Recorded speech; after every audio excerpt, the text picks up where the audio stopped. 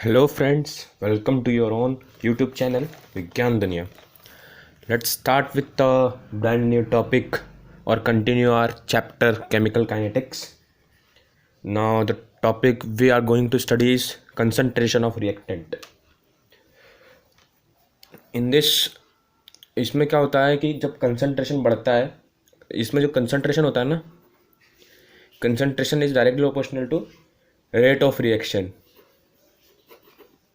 Rate of reaction मतलब अगर concentration बढ़ेगा तो रेट भी बढ़ेगा, रेट ऑफ रिएक्शन भी बढ़ेगा, और कंसंट्रेशन कम होगा तो रेट भी कम होगा. फॉर एग्जांपल हम या अगर एक गिलास पानी गर्म कर रहे हैं, ठीक है, एक गिलास पानी गर्म कर रहे हैं तो उसको करने में हमको कुछ 10 सेकेंड या 5 सेकेंड लगेगा कुछ गर्म करने में, अगर अच्छी फ्लेम तेज़ फ्लेम में करेंगे. अगर वहीं हमने 10 गिलास या 15 गिलास ले लिए तो उसको ज़्यादा टाइम लगेगा, 5-6 मिनट लग सकते हैं गर्म करने में. तो इसका यही है, अगर कंसंट्रेशन कम रहेगा तो रेट भी कम रहेगा, टाइम कम लगेगा, और कंसंट्रेशन बढ़ेगा तो रेट ऑफ रिएक्शन भी बढ़ेगा. ठीक है. अब ये जो रिलेशन आया, ये रिलेशन हमको किससे मिला है पता है? वो भी एक और रिलेशन से मिला है, वो उसका नाम है law of mass action. Law of mass action. अब ये लॉ क्या बोलता है पता है? ये लॉ बोलता है कि एक जो गिवन टेम्परेचर हमको दिया हुआ है क्वेश्चन में या कंडीशन में, उसमें जो रेट ऑफ केमिकल रिएक्शन है वो डायरेक्टली प्रोपोर्शनल होता है किसके?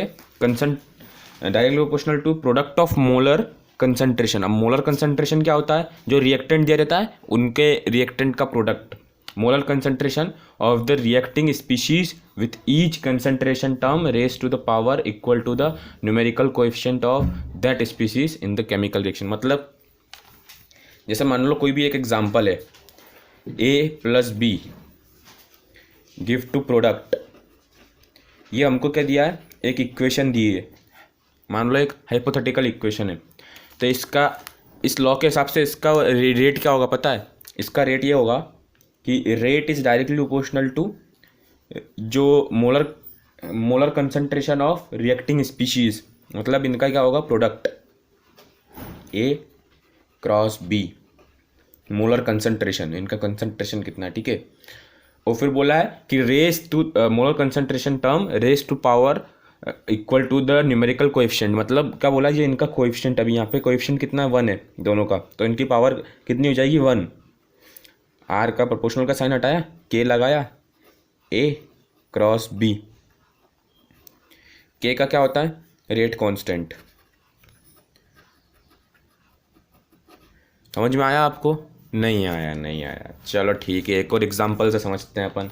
ये समझ में नहीं आया, एक और अपन इक्वेशन लेते हैं. इसमें लिया हमने 2A + 3B gives 2C + 4D. इससे कोई मतलब नहीं, प्रोडक्ट कुछ भी है कोई मतलब नहीं, हमको रिएक्टेंट से मतलब है इस लॉ में, ठीक है. अब इसका रेट लो, इस लॉ के हिसाब से इसका क्या होगा? R = K rate constant into A product of molar concentration. अब बोला है कि इनकी जो कोएफिशिएंट है वो इनके पावर में चेंज हो जाती है इस लॉ के हिसाब से. तो A की पावर 2, B की पावर 3. बस यही है इस लॉ में कि the rate of chemical equation rate of reaction is equal to molar product of molar concentration of reacting species, the coefficient of reactant species raised to the power of that species. समझ में आया? मतलब जो इनका coefficient रहता है वही इसका पावर में पावर हो जाती है. यही हमारा था क्या? Rate law, laws of mass action. यही था हमारा law of mass action. Law of mass action मतलब कि it states that at a given temperature the rate of chemical reaction is directly proportional to the product of molar concentration of the reacting species with each concentration term raised to power equal to the numerical coefficient of that species in the chemical reaction. The rate of chemical reaction is directly proportional to product of molar concentration of reacting species with each concentration term with each concentration term, मतलब A और B, हर एक concentration term की term raise to power equal to numerical coefficient, मतलब उनकी power क्या हो जाएगी, जो उनका न्यूमेरिकल कोएफिशिएंट है, जो कोएफिशिएंट दिया हुआ है वो कांस्टेंट ही होगा, हमेशा नंबर ही होगा कोएफिशिएंट, ठीक है। तो वही वही जो कोएफिशिएंट है वही उसकी क्या हो जाएगी, पावर। समझ में आया, वही पावर में चली जाएगी। तो अब अगला टॉपिक हम आगे बढ़ते हैं अपना। अगला टॉपिक है हमारा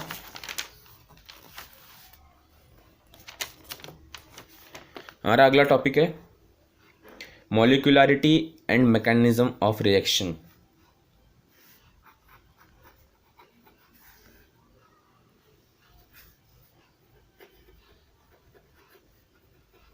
molecularity and mechanism of reaction. अब ये क्या होता है, अब मॉलिक्यूलरिटी ऑफ रिएक्शन ये होता है कि the number of reactant species, atom, ion, molecules which collide with each other simultaneously and in order to bring a product और कंप्लीट द केमिकल रिएक्शन, उसको क्या बोलते हैं, मॉलिक्यूलरिटी ऑफ रिएक्शन। समझ में नहीं आया क्या बोला मैंने, क्या बोल गया इंग्लिश में, समझ में नहीं आया किसी को कुछ भी। तो अब इसका मैं हिंदी में बताता हूँ कि द नंबर ऑफ स्पीसीज, मतलब जितने भी नंबर ऑफ कोएफिशिएंट है, जैसे मान लो A B, A plus B plus C gives to product कुछ भी। अब यहाँ पर देख रहे हैं हमको साफ साफ दिख रहा है कि ये इधर तीन स्पीसीज है रिएक्टेंट में, मतलब the number of reactant species, atom, ions और मॉलिक्यूल्स, मतलब इनमें से जितने ये तीन है, तो ये तीनों लाके क्या कर रहे हैं, प्रोडक्ट ला रहे हैं, इक्वेशन कंप्लीट कर रहे हैं, तो इसके मॉलिक्यूलरिटी ऑफ रिएक्शन क्या हो जाएगी, 3। अगर मैं वहीं ये लिख दूँ 2a प्लस बी, इसका क्या होगा, इसका भी 3 होगा, क्योंकि यहाँ पर 2 मॉलिक्यूल्स ऑफ ए है और 1 मॉलिक्यूल्स ऑफ बी, कितना होगा, 3। अब मैंने यहाँ पे लिख दिया बी, तो इसका क्या हो जाएगा, 1। बी प्रोडक्ट में ला रहा है, 2a प्लस बी प्रोडक्ट में ला रहा है, तो इसका 1 हो जाएगा। ये होता है क्या, मॉलिक्यूलरिटी ऑफ रिएक्शन। समझ में आया। और अब एक बात ध्यान रखना इसमें कि मॉलिक्यूलरिटी ऑफ रिएक्शन, जो मॉलिक्यूलरिटी होती है वो 1 हो सकती है, 2 हो सकती है, 3 हो सकती है, पर 3 से ज़्यादा नहीं होगी कभी भी। अब जैसा फॉर एग्जांपल किसी रिएक्शन का मान लो किसी रिएक्शन की मॉलिक्यूलरिटी 1 आ रही है, अब किसी रिएक्शन में केवल एक रिएक्टेंट यूज़ हो रहा है, एक ही, तो उसको क्या बोलते हैं हम, यूनिमॉलिक्यूलर। किसी रिएक्शन में अगर एक ही रिएक्टेंट यूज़ हो रहा है तो उसको हम बोलेंगे यूनिमॉलिक्यूलर, ठीक है। जैसे फॉर एग्जांपल ले लें इसका यूनिमॉलिक्यूलर का एग्जांपल, इसका एग्जांपल क्या होगा, हम लेते हैं NH4NO2, मतलब अमोनियम नाइट्रेट का हम रिएक्शन करवाना है, तो इसका आंसर क्या आएगा, N2 + 2H2O। यहाँ पे देखो एक ही मॉलिक्यूल है, पूरा एक ही मॉलिक्यूलर, तो इसको क्या बोलेंगे हम, यूनिमॉलिक्यूलर इक्वेशन, यूनिमॉलिक्यूलर। इसकी मॉलिक्यूलरिटी क्या हो जाएगी, यूनिमॉलिक्यूलर। दूसरी क्या होती है, दूसरे में जिसमें अगर 2 रिएक्टेंट यूज होते हैं तो उसको क्या बोलते हैं हम,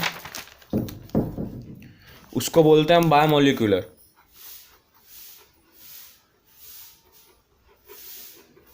बायोमॉलिक्यूलर,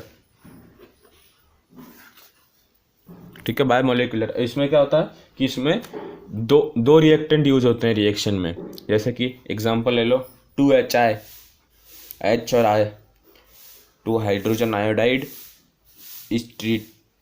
इसको हम रिएक्शन करवाएंगे तो क्या आएगा, हमको प्रोडक्ट क्या मिलेगा, H2 + I2, H2 + I2। अब यहाँ पर 2 मॉलिक्यूल यूज हो रहे हैं, HI के 2, इसको ऐसा लिख सकता हूँ ना मैं, HI + HI, 2 मॉलिक्यूल यूज हो गए, तो इसको हम क्या बोल देंगे, बायोमॉलिक्यूलर। ये एग्जांपल किसका हो गया, बायोमॉलिक्यूलर का। और फिर उसके बाद हम लेते हैं, अब इधर ले लिया हमने नाइट्रोजन 2NO, इसका तीसरा मॉलिक्यूलरिटी क्या होती है, इसको बोलते हैं हम ट्राई मॉलिक्यूलर। जिसमें 3 रिएक्टेंट यूज होते हैं, ट्राइमोलिकुलर। और इसमें हम रिएक्शन करवाते हैं NO प्लस O2 की, पर इसमें तो 2 ही हैं, तो इसको हम 2 लिख दिया, ठीक है। 2NO प्लस O2 मतलब क्या हो गया, NO प्लस O2। ये हमको क्या देगा, 2NO2। 2 N है तो 2N, O4 है 2 1 2 3 4, तो 2 2 4, ठीक है। 2NO2। अब यहाँ पर 3 मॉलिक्यूल यूज हो रहे हैं, तो उसको क्या बोल देंगे हम, ट्राइमोलिकुलर। तो आज हमने क्या पढ़ा, पहले हमने देखा कंसंट्रेशन ऑफ रिएक्टेंट, फिर देखा लॉ ऑफ मास एक्शन, ठीक है, लॉ ऑफ मास एक्शन। उसके बाद हमने देखा molecularity and mechanism of reaction, है ना। In most of the reaction, अब इसके बाद का ही है कि, और फिर मॉलिकुलरिटी किस टाइप की होती है, 3 टाइप की, 3 तक हो सकती है, 3 से ज़्यादा नहीं होगी, 4 कभी नहीं होगी मॉलिकुलरिटी किसी भी रिएक्शन की।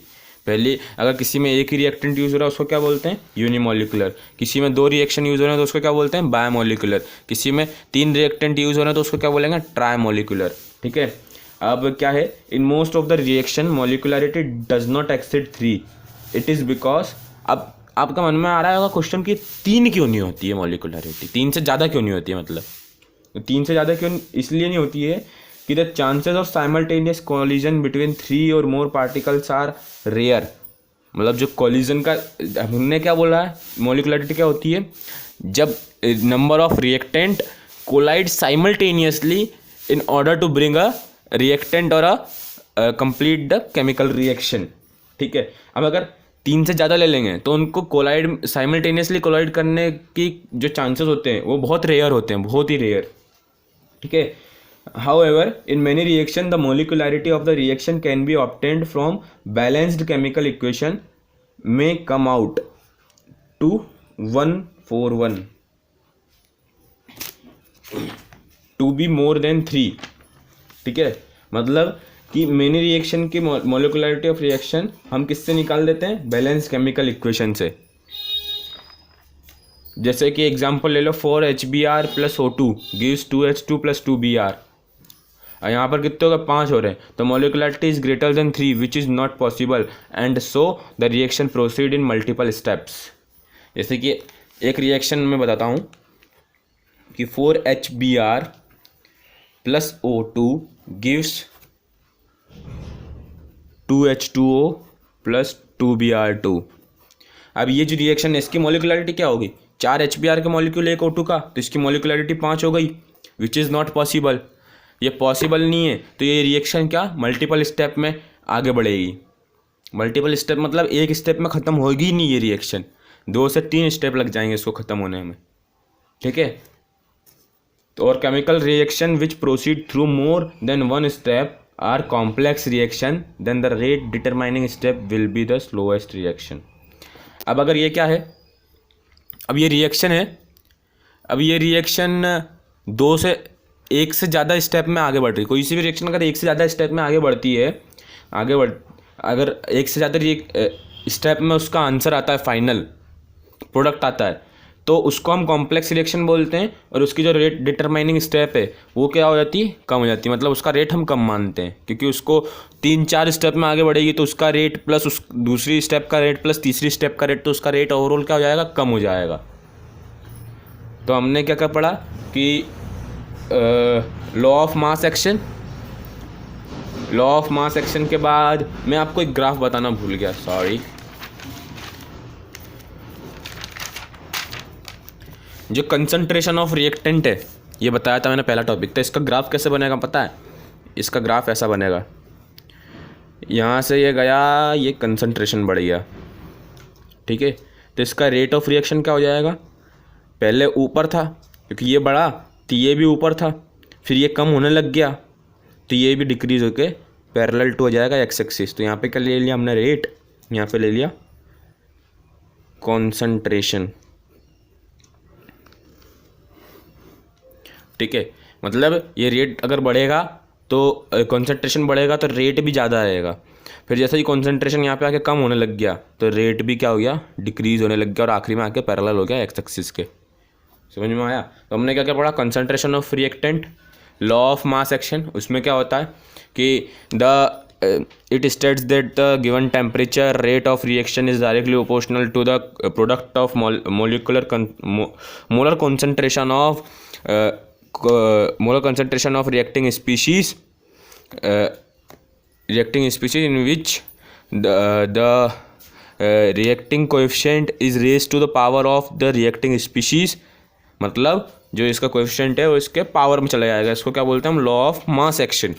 ये हो गया। इसके बाद फिर हमने पढ़ा मॉलिक्यूलरिटी एंड इट्स मैकेनिज्म। मतलब मॉलिक्यूलरिटी क्या होती है, molecularity of reaction, total number of reactant are use to complete और bring a product is called molecularity of the reaction. और मॉलिक्यूलरिटी इसकी कितनी हो सकती है, 1 2 3, 3 से ज़्यादा नहीं होगी। अगर 3 से ज़्यादा हुई तो वो रिएक्शन होगी ही नहीं, और अगर होगी भी तो वो कितनी स्टेप में होगी, मल्टीपल स्टेप में होगी। एक स्टेप में तो कंप्लीट होनी ही नहीं अगर जिसकी मॉलिक्यूलरिटी 3 से ज़्यादा है, समझ में आया? और अगर वो मल्टीकुलर स्टेप में हो रही है तो उसको हम क्या बोलते हैं, कॉम्प्लेक्स रिएक्शन बोलते हैं। और उसका रेट निकालने की प्रोसेस क्या हो जाती है, स्लो हो जाती है, क्योंकि उसमें मल्टीपल स्टेप्स लग रही है।